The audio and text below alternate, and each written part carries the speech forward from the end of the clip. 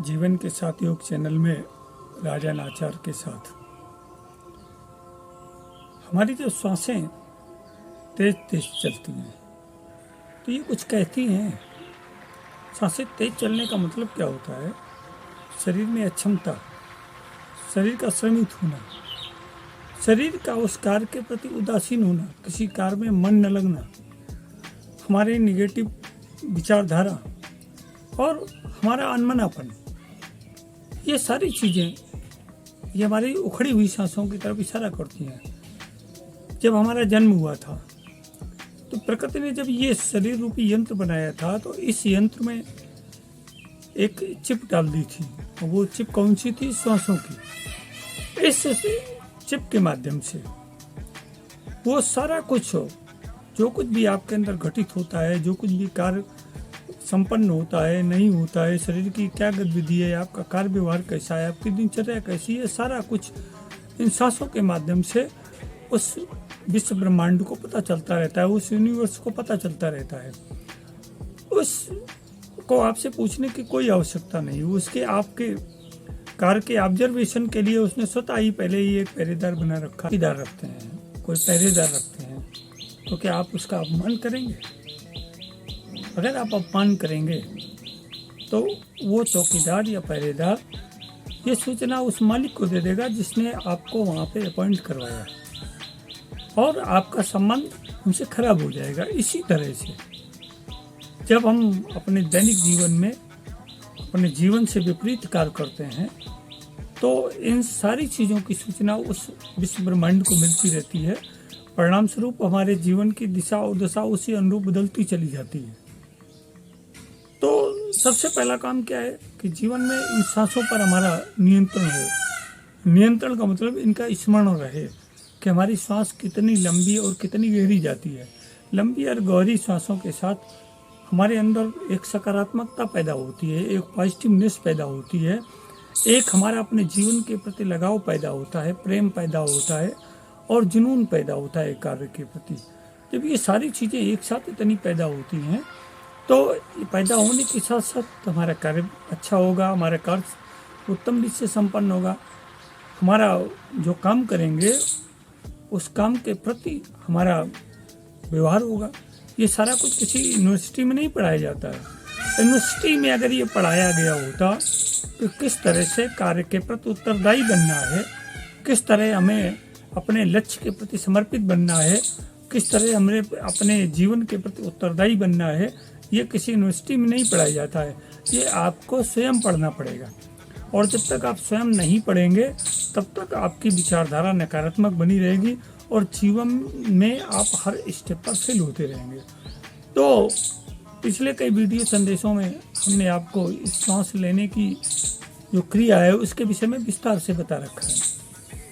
अब बात यहाँ पर ये आती है कि कौन सी सांस किस समय किस तरह ली जाए जिससे हमारे जीवन का जो क्रम है, जो हमारे जीवन का सफर है वो सुचारू रूप से संपन्न हो सके। इस विषय में अगर हमारी जानकारी ठीक हो जाए तो निश्चित रूप से हमें कहीं असफलता का मुंह नहीं देखना पड़ेगा और हम अपने किसी भी कार्य के प्रति समर्पित होकर के उसको पूर्ण करेंगे और उसका सुख भी हमें ही मिलेगा।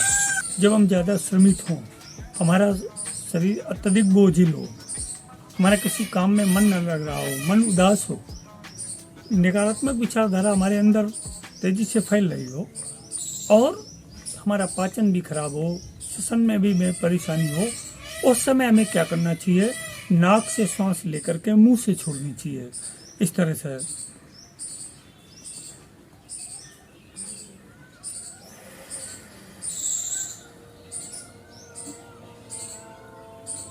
यहाँ पर सबसे बड़ी बात यह है कि जब भी सांस लें तो धीमे धीमे और लंबी गहरी लें।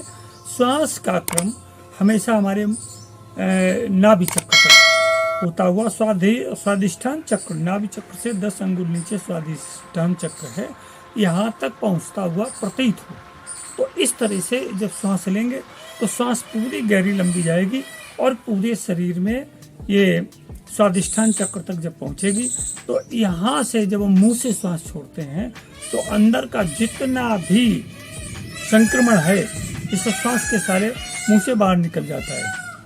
और क्या सबसे बड़ी बात तो है कि यहाँ पर जितनी हम सांस, मान लो हमने 20 घन मिलीलीटर सांस ली है, तो सांस छोड़ते समय लंबी और गहरी सांस छोड़ें तो ध्यान ये रखें कि हमें 25 से 30 घन मिलीमीटर सांस छोड़नी भी है। कहने का मतलब है जितनी सांस लेंगे उससे ज़्यादा, 1.5 गुनी ज़्यादा या 2 गुनी ज़्यादा सांस छोड़ेंगे, तो परिणाम क्या होगा, हमारे अंदर जो कार्बन डाइऑक्साइड शरीर में वायु कोशों में जमा हो गई है वो सांस के सारे बाहर निकल जाती है। इसी तरह से सांस लेने का एक दूसरा तरीका कि नाक से सांस लेकर के नाक से ही सांस छोड़ना। तो ये उस समय हमारे जो इड़ा और पिंगला जो नाड़ियां हैं और मध्य में सुषुम्ना नाड़ी है, तो इन नाड़ियों के संतुलन के लिए हमें नाक से सांस लेकर के नाक से सांस छोड़नी पड़ती है।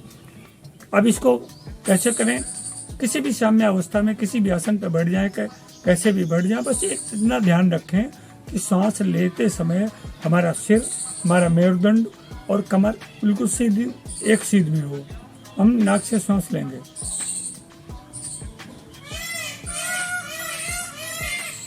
नाक से सांस ली और फिर नाक से ही सांस छोड़ी।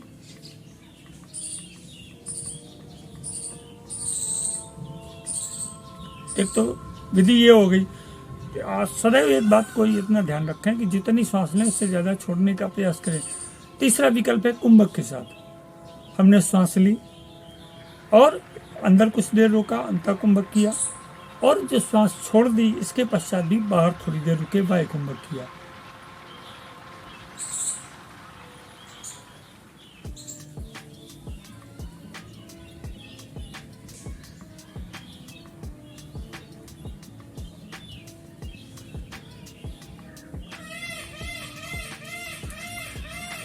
इस तरह से तीसरी विधि है।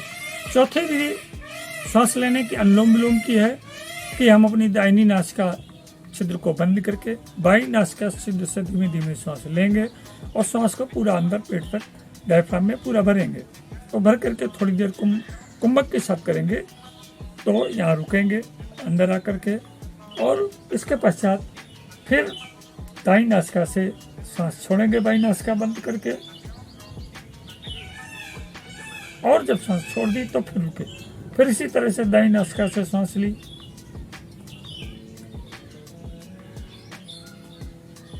और अंता कुंभक करके या थोड़ी देर रुके और बाईं नासिका से सांस छोड़ी।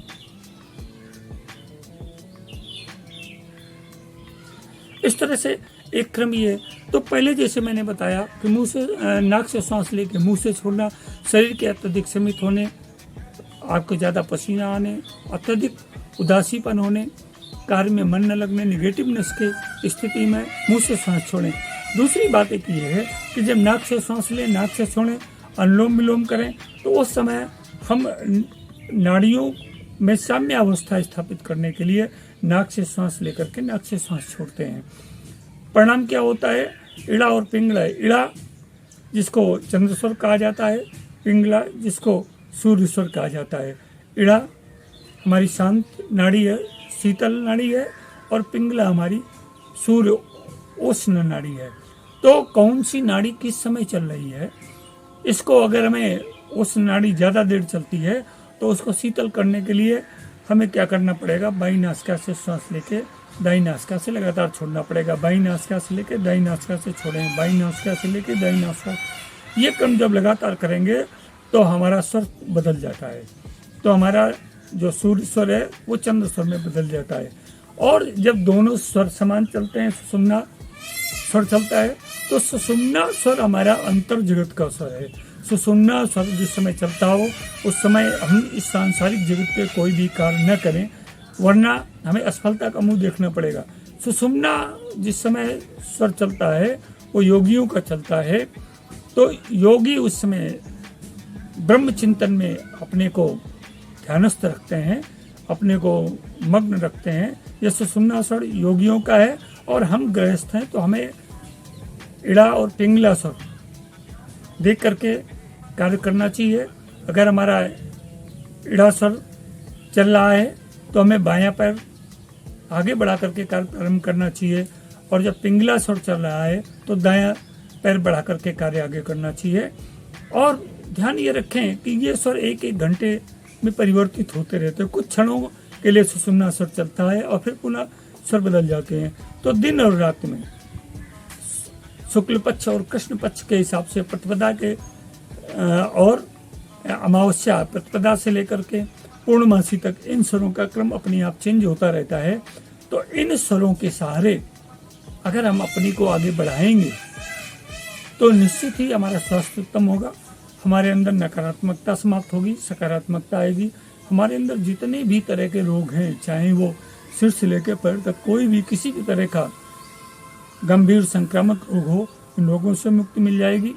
हमें अपने कार्य के प्रति रुचि बढ़ेगी, हमारा मन कार्य में लगेगा, सफलता की दर बढ़ जाएगी और हम निश्चिंत होकर के शांतपूर्वक बिना उद्वेलित हुए, बिना एग्रेसिव हुए, बिना क्रोधित हुए, बिना किसी विकार के संपर्क में आए अपना कार्य संपन्न करके अपने गृहस्थ जीवन को संपूर्ण करेंगे।